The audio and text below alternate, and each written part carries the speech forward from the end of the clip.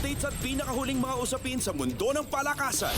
Atin ang pakinggan dito sa Ang Pilipinas Ngayon. Magandang araw, narito na po ang Sports Balita. Masaklap ang dinanas ni Filipino pole vaulter EJ Obiena pagkaraan nitong magtapos sa ika-4 na pwesto sa 2024 Paris Olympics. Hindi nalagpasan ni world number 2 pole vaulter na si Obiena ang 5.95 meters sa tatlong pagtatangka. Naging malinis lamang ang kanyang pagtalon sa 5.90 meters.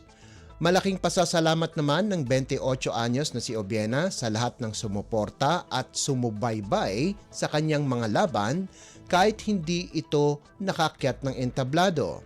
Sa inaasahan, nakuha muli ng world number 1 pole vaulter na si Armando Duplantis ng Sweden ang gintong medalya pagkatapos nitong malagpasan ang 6.10 meters. Samantala, napunta kay Sam Kendricks ng Estados Unidos ang silver medal habang ang bronze ay nakopo ni Emmanuel Carrales ng Greece. Updates at pinakahuling mga usapin sa mundo ng palakasan. Atin ang pakinggan dito sa Ang Pilipinas Ngayon. Pinaghahandaan na ng siyudad ng Maynila ang pagbabalik ni Pinoy gymnast Carlos Yulo pagkatapos ang kanyang makasaysayang pagkopo ng 2 gintong medalya sa 2024 Paris Olympics. Ayon kay Manila Mayor Hani Lacuna, sisimulan ang Heroes Parade sa Leverisa Street sa Malate kung saan lumaki si Yulo. Sa isang pahayag, sinabi ni Lacuna na mula sa Leverisa, dadaan ang parada sa paligid ng Malacanang sa University Belt at magtatapos sa Manila City Hall. Iaanunsyo ang petsa ng parada sa oras na makasunduan nila ang kampo ni Yulo.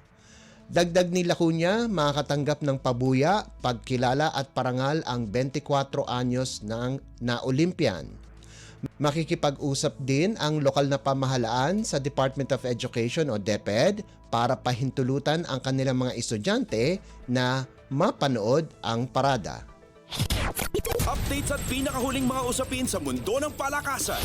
Atin ang pakinggan dito sa Ang Pilipinas Ngayon.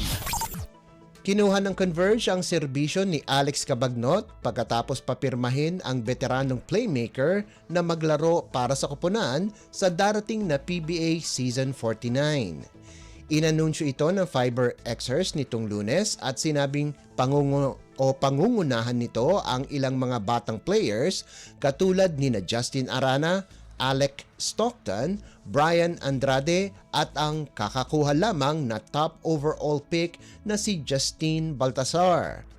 Huling naglaro ang 41 anyos na si Cabagnot sa PBA ay noon pang 2023 kung saan naglaro ito para sa koponan ng Terra Firma subalit hindi na na-renew ang kanyang kontrata kaya't minabuti nitong maglaro sa ibang liga.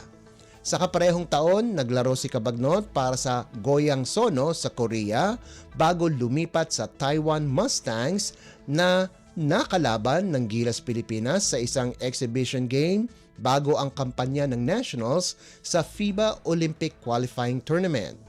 Nakapagtala si Cabagnot ng 13 puntos, 7 rebounds at 4 na assists sa exhibition game na yon kung saan nanalo ang Gilas 74-64.